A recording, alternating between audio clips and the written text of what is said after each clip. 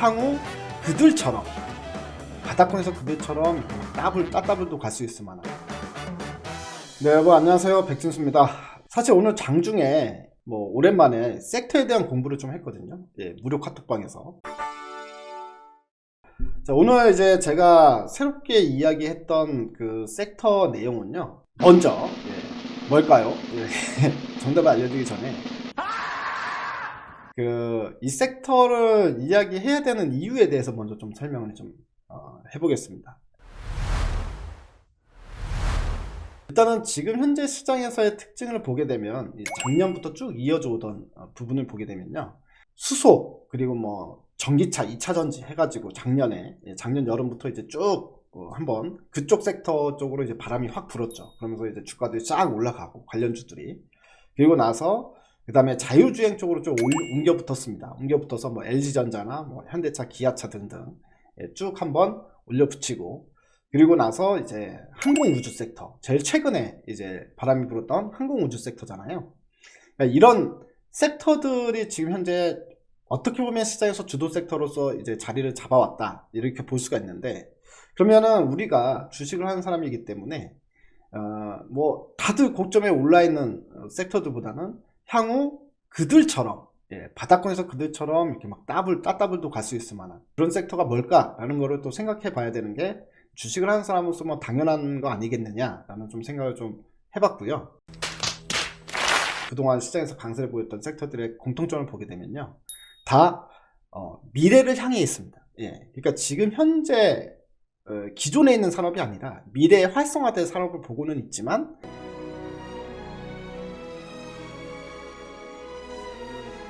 그렇다고 너무 멀리 있지 않은 가까이에 있는 섹터를 보고 있었다는 거죠, 시장에서는.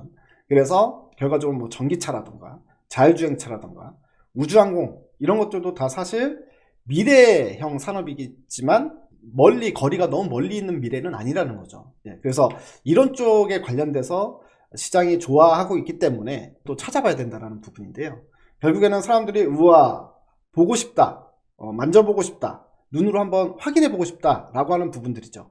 하지만 그게 한 2-3년 내에 우리 눈으로 볼 수 있을 것 같다라는 기대감이 들어있는 섹터, 과연 또 뭐가 있을까요? 바로 하이퍼루프라는 게 있습니다. 자, 하이퍼루프는요, 연관성이 다 있는데 어떻게 보면 시장에서 그동안 강세를 보였던 섹터가 일론 머스크랑 다 연결이 돼 있어요. 보세요. 전기차 붐, 당연히 일론 머스크죠, 테슬라. 그리고 우주항공도 스페이스X, 최근에 스페이스X가 계속해서 로켓을 쏘아 올리고 있지 않습니까? 인공위성을 로켓에 146개를 한 번에 달아가지고 한 번에 이제 우주에 딜리버리 해주는, 배달을 해주는 그런 서비스를 진행을 하고 있는데, 이런 우주항공도 사실 눈앞에 다가왔구나 라는 게 스페이스X가 보여주고 있는 행보거든요. 그래서 이것도 당연히 일론 머스크랑 연결이 되어 있습니다. 자, 그런데 2013년에 일론 머스크가 말을 했던 게 하이퍼루프라는 거예요. 그래서 이 하이퍼루프가 어떻게 보면 지금 현재 시장이 돌아가는, 수급이 돌아가는 코스 요리 중에 다음 메뉴는 하이퍼루프가 되지 않을까라고 좀 이렇게, 물론 이제 억지로 엮어버리는 거지만 이렇게도 한번 생각해 볼 수 있지 않을까라는 생각이 좀 들어가지고 오늘은 그 얘기를 좀 해보도록 하겠습니다. 사진으로 보면 쉽습니다. 한마디로 이야기하면 그냥 기차입니다. 기차. 우리 흔히 말하는 기차인데, 근데 이제까지와는 다른 방식으로 만드는 기차라는 거죠. 이렇게 지금 화면에 보시는 것처럼 이런 사진 보시면요, 이렇게 원통 안에 이렇게 초고속 기차인데 바퀴가 달린 게 아니라 이게 무슨 이제 자가부양으로, 자기 부상 방식으로 움직이는 기차다라고 생각하시면 됩니다. 자, 이렇게 통 안에 이렇게 기차가 있고요, 이렇게 좌석이 있죠. 이런 식으로 움직이는 기차다라고 생각하시면 됩니다. 딱 보기에도 이제 미래형 기차잖아요. 미래형 기차이기 때문에, 자, 이거 근데 현실적으로 가능합니까? 라는 문제와 그 부분에 대해서 하나씩 설명을 해드리겠습니다. 아마 이야기를 다 들으면 상당히 재밌다라고 느끼실 텐데, 지금부터 하이퍼루프에 대한 이야기를 좀 시작해 보도록 하겠습니다. 고속열차, 우리가 기존의 열차를 보게 되면 최고 속력이 제한될 수밖에 없는 이유가 있잖아요. 일단 공기의 정을 맞아야 되고, 그 다음에 바퀴가 있기 때문에 바퀴가 돌아가는 게 한계가 있죠. 그리고 궤도, 궤도 간의 마찰 뭐 이런 것들이 있기 때문에 속력을 내는 게 실질적으로 한계가 있다는 겁니다. 그 이상의 속력을 내는 건 상당히 불가능하다는 거잖아요. 그래서 지금 현존하는 기차들 중에서 가장 빠른 기차가 여러분들 아시다시피 일본의 신칸센 600km 정도까지 나온다고 하죠. 그래서 그게 현존하는 가장 빠른 기차다라고 우리가 볼 수 있습니다. 근데 600km도 상당히 빠른 거죠. 어떻게 보면 비행기 속도가 700km에서 800km 정도라고 하니까 7, 800이니까 600km면은 뭐 거의 비행기 속도가 조금 늦을 정도의 속도를 내고 있기 때문에 정말 대단한 거다라고 볼 수가 있는데, 자, 이 하이퍼루프 같은 경우에는 이론적으로 1000km도 달릴 수 있고 2000km도 달릴 수 있고, 왜냐하면 자가부양 방식이기 때문에 얼마든지 속도를 빨리 내는 게 가능하다. 이런 이제 원리로 만들어지는 기차다라고 생각하시면 될 것 같아요. 자, 그러면 이게 현실적으로 가능한지에 대한 부분에 대해서 이야기를 좀 해볼 텐데, 일론 머스크가 2013년도에 이거 자기가 만들 수 있다, 만들 거다라고 이미 얘기를 했고요. 그때부터 시작해서 일론 머스크 입에서 나온 거니까 아무래도 그때부터 시작해서 실질적으로 이 하이퍼루프에 대한 상용 가능성을 보고 다들 각국에서 연구 개발이 이루어지기 시작합니다, 실제로. 그래서 지금 현재는 뭐 일본, 중국, 뭐 유럽, 미국 할 거 없이 사우디아라비아에서 얼마 전에 뭘 발표를 했냐면 버진 하이퍼루프원이란 걸 만들어서 2030년까지 사우디 전 지역을 이 하이퍼루프로 다 연결해 버리겠다, 이렇게 공표를 했습니다. 그리고 그렇게 공표를 하면서 이미 수백 차례 모의 주행을 이미 실시를 한 상태다 라고 이야기를 했습니다. 그러니까 충분히 2030년까지 전 국토를 갖다가 이 하이퍼루프로 다 깔아버릴 수 있다라고 이야기를 한 거거든요.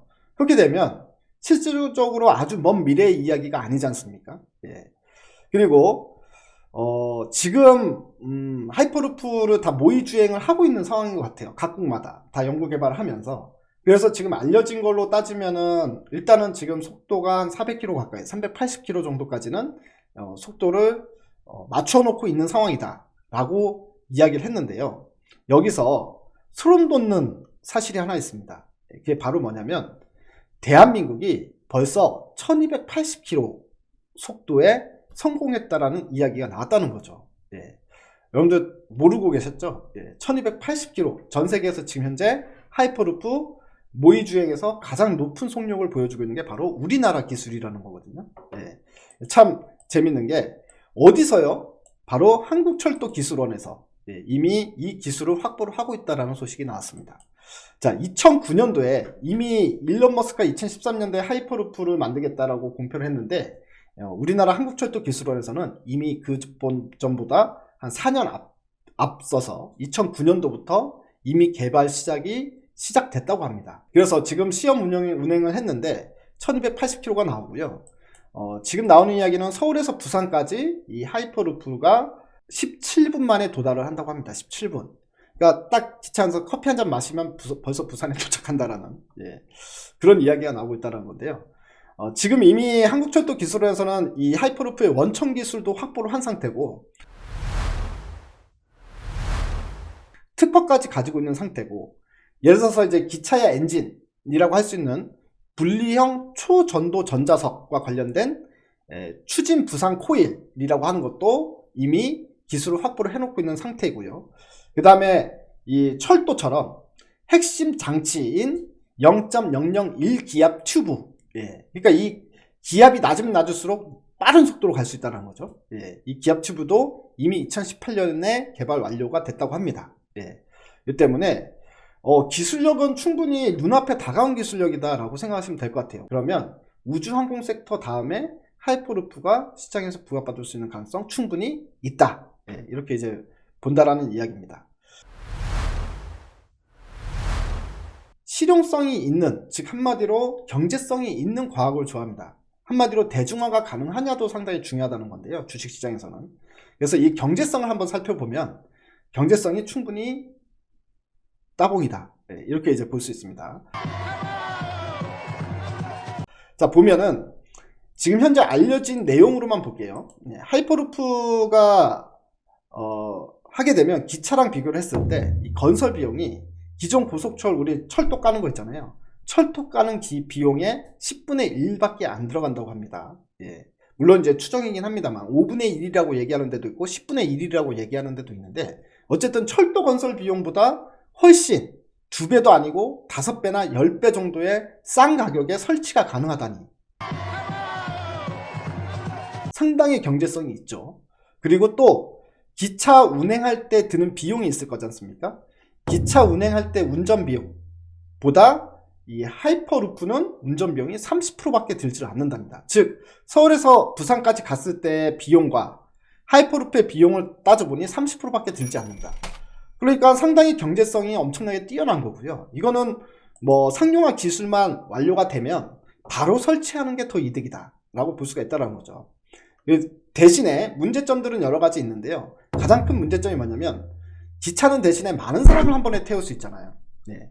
근데 이 하이퍼루프 같은 경우에는 한 차밖에 안 돼요. 이 한 차에 몇 명이 들어가느냐, 뭐 10명이 들어가는 걸로 만들면 이 10명밖에 실어 나르지 못한다는 얘긴데, 그런데 중요한 건 배차 시간, 예. 배차 간격을 뭐 1분이나 5분, 10분 간격으로 배차 간격을 짧게 가져갈 수 있다는 장점이 있습니다. 그렇게 되면 배차 간격으로 인해서 상당히 빠르게 많은 사람들을 실어 나를 수 있는 부분도 현실화시킬 수 있다는 부분이 계산이 나오니까, 예.